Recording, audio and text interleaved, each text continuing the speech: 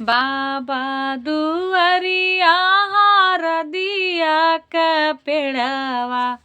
हरदी फूलेला अधीरा हरदी फूलेला अधीरा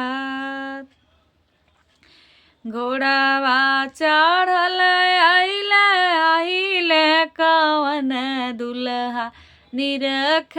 हरदिया के गाँठ निरख हरदिया के गाँठ इहे हरदिया शुभवा हमके चाही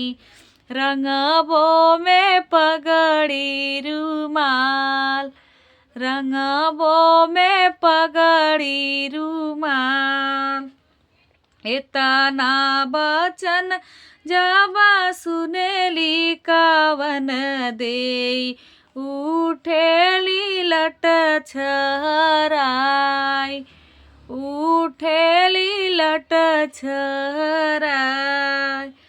इहे हरदिया हमारे भैया के संपतिया भौजी का जन्म ही बात भौजी का जन्म यही बात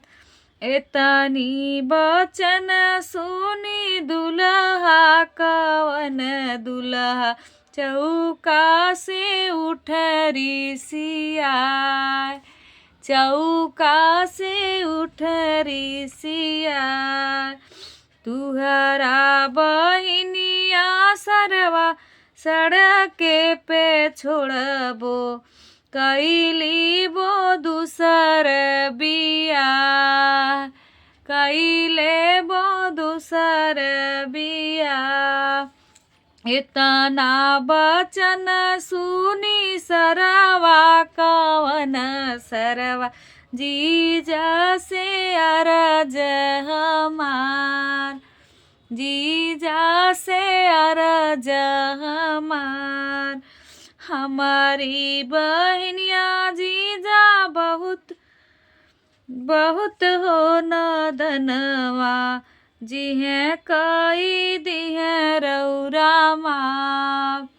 जिन्हें कई दी रौरा माँ हरदी कटाई जीजा गड़िया दैबो रंगीली हो पगड़ी रुमाल रंगीली हो पगड़ी रुमाल बाबा दुआरिया हरदिया के पेड़वा हरदी फूलेला आधी रात हरदी फूलेला आधी